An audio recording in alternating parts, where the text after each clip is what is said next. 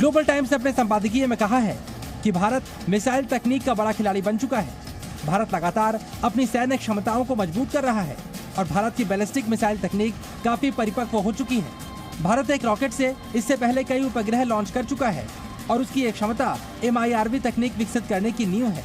Global times से माना है कि MIRV क्षमता को नजरअंदाज नहीं किया जा सकता। इंडिया के नक्शे को कभी आप गौर से देखिए, उसके नीचे छोटे छोटे डॉट हैं, जैसे नुक्ता होता है छोटा छोटा, वो कंट्रीज हैं, वो मुल्क हैं। ना उनके पास एटम बम है, ना वो ताकतवर हैं, ना वो बहुत मजबूत हैं। और इंडिया उस पे कब्जा करना चाहे तो दिनों की बात नहीं है सर, महीनों की बात नहीं है, चंद घंटों में उन मुल्कों पे इंडिया कब्जा कर सकता है। इसरो के हवाले से इसरो के चीफ एस सोमनाथ ने अनाउंसमेंट की है। ये बोला है कि इसरो के चेयरपर्सन एक औरत को बनाया जाएगा, एक वुमन को बनाया जाएगा, नारी शक्ति को प्रमोट किया जाएगा। ये है कि आप अपनी ह्यूमन रिसोर्स मैन पावर को कैसे ट्रांसफॉर्म करते हैं और उन्हें क्या देते हैं। हमारे यहाँ जैसे साढ़े लीडर ने वो की करते हैं, वो कहते हैं बह जाओ ट्विटर ते फेसबुक ते फेक न्यूज़ बनाई जाओ और फैलाई जाओ और उसका हम आपको 20-20 हज़ार देंगे। ना तुमने दिखा दिया ना तुमने कुछ दिया।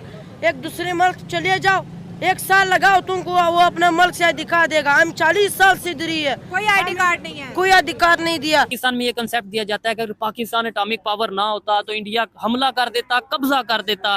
दूसरी साइड पे ये खबर आ रही है CNN की कि भाई इंडिया तो एटॉमिक अटैक को रोकता नजर आ रहा है। सो इंडिया अपनी economy, defence, society, identity, religion, बहुत सारी चीजों के ऊपर एक कॉम्प्रिहेंसिव पैकेज दे रहा है just to give the people of India. लड़ाई आजकल कौन सी वो घोड़ों वाली लड़ाई है, बटन वाली लड़ाई है, टेक्नोलॉजी वाली लड़ाई है। तो जज्बा नहीं काम आएगा, टेक्नोलॉजी नहीं जज्बा है नहीं। यहाँ पे भी औरतों को कोई इतना खास जो है वो दिया नहीं जाता। क्या कहते हैं वो वहाँ औरत? देखे चांद के मिशन उनका गया, एक औरत ने लीड किया, उन्होंने चांद के ऊपर एक स्पेसिफिक स्पॉट औरतों के नाम कर दिया, ठीक है। सूरज का उनका मिशन गया, उसके पीछे एक औरत ने लीड किया। सवाल हैं जो पाकिस्तान की पॉलिटिकल क्लास से पूछे जाने चाहिए। What force them not to convert the Pakistani people as a good human resource?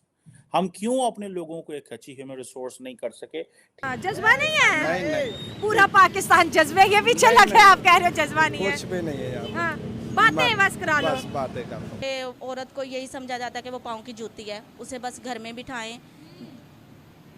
क्यों ऐसी सोच है कि औरत को घर में बिठाओ?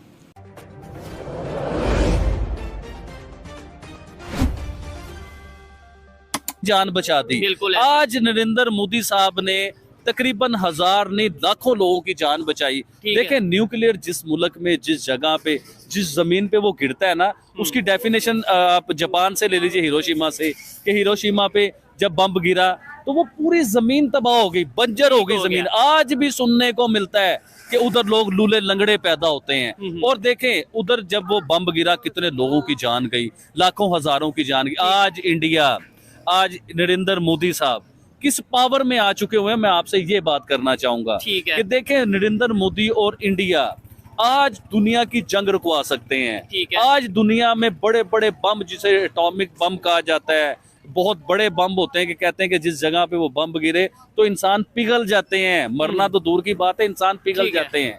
मैं आलमी अदारों से ये बात करना चाहूंगा। अच्छा। मैं CNN से बात, देखिए CNN की आज की रिपोर्ट आपने पढ़ी होगी, जिस रिपोर्ट में उन्होंने ये चीज बताई कि इंडिया के प्राइम मिनिस्टर मोदी की वजह से आज रशिया ने बम नहीं चलाया, बम नहीं फेंका उनके ऊपर। नहीं, नोबेल पीस अवार्ड के हवाले से क्या कहना चाहेंगे? मिलना चाहिए या इस बार मिलेगा, नॉमिनेट होंगे? मैं सर आलमी अदारों से रिक्वेस्ट करना चाहूंगा, उनसे ये बात करना चाहूंगा, उन्हें बताना चाहूंगा कि देखें प्राइम मिनिस्टर नरेंद्र मोदी पूरी दुनिया में पीस को लेके चल रहे हैं। आज उन्होंने रशिया में लाखों करोड़ों हजारों लोगों की जान बचाई। देखें वो बम उधर गिर जाता तो कितने लोगों की जान जानी थी, जमीन तक तबाह हो जानी थी। यूक्रेन के लोग तो आज प्राइम मिनिस्टर नरेंद्र मोदी को क्या है, वो नोबेल पीस अवार्ड के हकदार नहीं बनते? ठीक है, उन्हें अवार्ड मिलना चाहिए। और ये छोटी बात नहीं है कि पाकिस्तान से, मतलब इंडियन प्राइम मिनिस्टर के लिए पाकिस्तान से कोई पाकिस्तानी शहरी ये बात करता नजर आ रहा है। और एक चीज मैं और क्लियर करता चलूं, हमारा चैनल छोटा सा एक चैनल है, कुछ लोग देखते हैं या बहुत से लोग देखते हैं, लेकिन ये चीज की मुझे गारंटी और एजुकेटेड लोग इस चीज को जानते हैं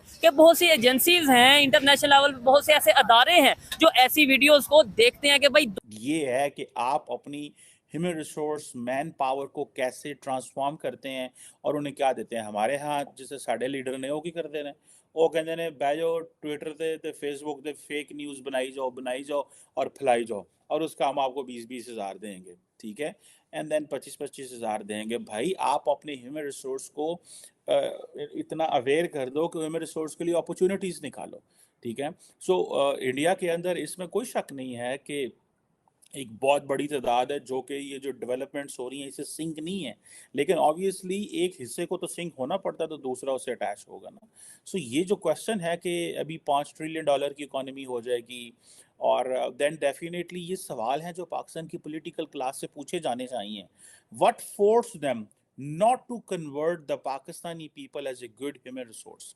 हम क्यों अपने लोगों को एक अच्छी ह्यूमन रिसोर्स नहीं कर सके? ठीक है, आप फौज से अपनी लड़ाइयाँ लड़ते रहें, आप बाकी सारा कुछ करते रहें और आपस में लड़ते रहें, लेकिन अवाम का भी तो कुछ सोचें। अवाम के लिए आपने क्या किया हुआ? ठीक है जी, आप देखिए 960 मिलियन एलिजिबल वोटर है इंडिया के अंदर, ठीक है। तो जब अगर 960 मिलियन अगर एलिजिबल वोटर है इंडिया के अंदर, तो वो क्यों ना वो फिर अगर और वो 960 मिलियन वोट देता है अगर एक वजीर आज़म को, तो वो क्यों ना कश्मीर का स्टेटस बदले, वो क्यों ना CAA क्या वो अपनी राय रखे, वो क्यों ना जो है वो करे जो उसका दिल करता है, बिकॉज उसको तो एक स्टेटस मिल गया, उसको तो ब्लैंक चेक मिल गया नरेंद्र मोदी को। और अगर इफ ही विंस अगेन, अगर वो जीत जाता है तो इट मीन्स के जो 960 मिलियन लोगों की इतनी बड़ी डेमोक्रेटिक एक्सरसाइज होगी, that will he will have वो क्यों पाकिस्तान से बात नहीं करना चाहते?